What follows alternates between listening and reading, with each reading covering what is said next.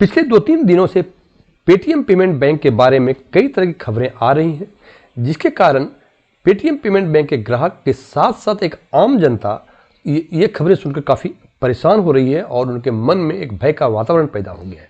आज हम बात करेंगे उसी पेटीएम पेमेंट बैंक के बारे में कि आखिर ऐसी कौन सी परिस्थितियां रिजर्व बैंक ऑफ इंडिया के सामने यानी आरबीआई के सामने आ गई कि रिजर्व बैंक ऑफ इंडिया को पेटीएम पेमेंट के विरुद्ध इतने सख्त कदम उठाने की जरूरत आ पड़ी। इस पर चर्चा करने के पहले हम उसके एक छोटे से इतिहास की पर नजर डालेंगे, जिससे कि हम अपने विचार रिजर्व बैंक ऑफ इंडिया के इस एक्शन पे प्रॉपरली दे सकें और इसकी प्रॉपर ढंग से एनालिसिस कर सकें। यानी हम कह सकते हैं कि रिजर्व बैंक ऑफ इंडिया ने उनके विरुद्ध इतनी सख्त कार्रवाई क्यों की, इसके बारे में सही जानकारी प्राप्त कर सकें।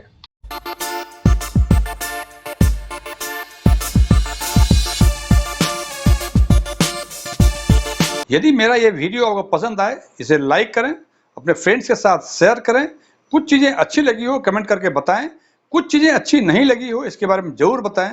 और यदि आप पहली बार हमारे चैनल को विजिट कर रहे हैं तो सब्सक्राइब करें और बगल में बेल आइकन को जरूर दबाएं, ताकि हमारे सभी नए वीडियो की नोटिफिकेशन आपको लगातार मिलती रहे। S1 टेक्सविन में आपका एक बार फिर से स्वागत है। मेरा नाम डीएम झा है। हमें 2016 का डीमोनेटाइजेशन यानी नोटबंदी सबों को याद है, क्योंकि अभी तक उसे कड़वी यादें हमारे जहन से हटी नहीं है। उस 2016 के नोटबंदी काल में सभी लोगों को कठिनाइयों का सामना करना पड़ा था, लेकिन गरीब तबकों को अधिक कठिनाइयों का सामना करना पड़ा था। और इसी स्थिति का फायदा उठाते हुए, इसका एडवांटेज लेते हुए 2017 में पेटीएम पेमेंट बैंक का ऑपरेशन स्टार्ट हुआ। 2017 से जब स्टार्ट हुआ तो ठीक ठाक चल रहा था। हालांकि जैसा कि आप जानते हैं कि बैंकिंग सिस्टम का regulator Reserve Bank of India है और रिजर्व बैंक ऑफ इंडिया बीच बीच में सही बैंकों का इंस्पेक्शन करते रहता है।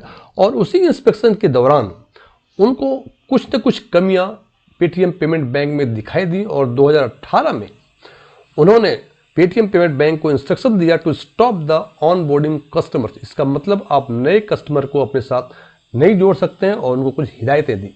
उन हिदायतों का उन्होंने पालन किया, आंशिक रूप से या फुल्ली पता नहीं, लेकिन जनवरी 2019 में उस बैन को रिजर्व बैंक ऑफ इंडिया ने उससे हटा दिया। यानी जनवरी 2019 से उन्हें फिर ये कहा गया कि आप ऑनलाइन बोर्डिंग कस्टमर्स कर सकते हैं, यानी आप नए ग्राहक को अपने फोल्ड में जोड़ सकते हैं।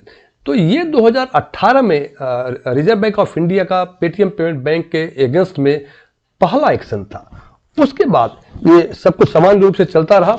मार्च 2022 में उन्होंने फिर एक आदेश दिया पेटीएम पेमेंट बैंक को कि वो फिर से to stop the onboarding customers, यानी आप नए ग्राहकों को अपने साथ नहीं जोड़ सकते हैं। और साथ में ये भी कहा कि आप एक एक्सटर्नल ऑडिटर अपॉइंट करें अपने बैंक को ऑडिट करवाने के लिए। और इसके कई कारण बताए गए। उसमें सबसे मुख्य कारण था कंप्लायंस रिपोर्ट। कंप्लायंस रिपोर्ट जो bank reserve Bank of India को पीरियोडिकली भेजा करती है, पेटीएम पेमेंट बैंक जो कंप्लायंस रिपोर्ट भेज रही थी वो उनके लाइन के, उनके रिक्वायरमेंट के हिसाब से नहीं था। और कुछ रिपोर्ट्स ऐसी थी जिसमें उन्होंने काफी बड़ा फॉल्स क्लेम भी किया था। और एक कारण था जो देखा गया कि वो पीएमएलए यानी prevention of money laundering act का वायलेशन भी कर रहे थे।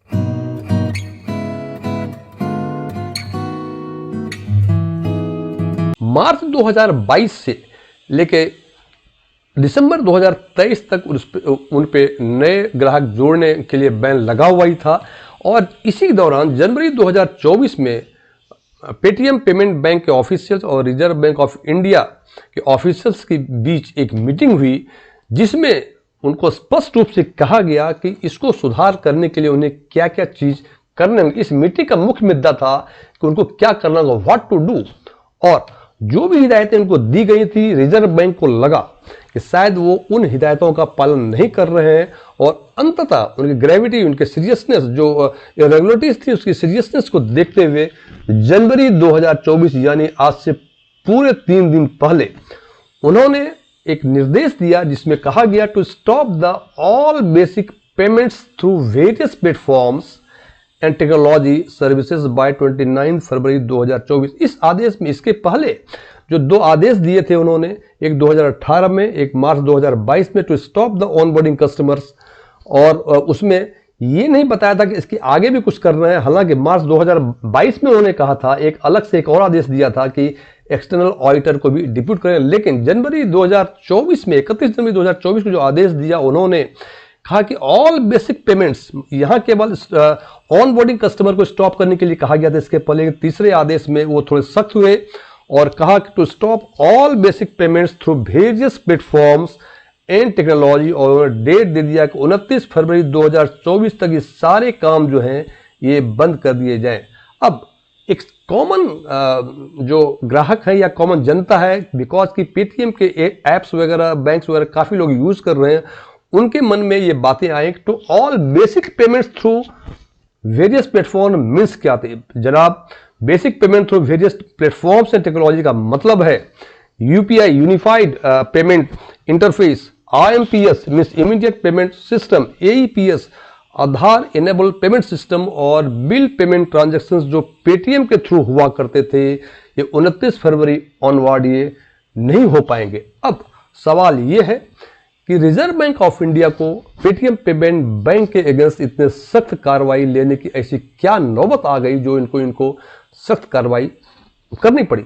इसके पीछे ये बताया जा रहा है इकोनॉमिक टाइम्स के सूत्रों के अनुसार कि सबसे बड़ा कारण था कि कई कारण थे, उसमें जो इंपॉर्टेंट रीजंस थे, सबसे पहला रीजंस था कि सैकड़ों हजारों अकाउंट्स जो थे वे केवाईसी नॉन कंप्लायंस हैं। जनाब, आज के दिन में एक भी अकाउंट नॉन कंप्लायंस हो जाए तो पता नहीं वो टेरर फंडिंग में क्या क्या गुल खिला सकते हैं, आज नहीं 2 साल के बाद, 4 साल के बाद, 10 साल के बाद, पता नहीं।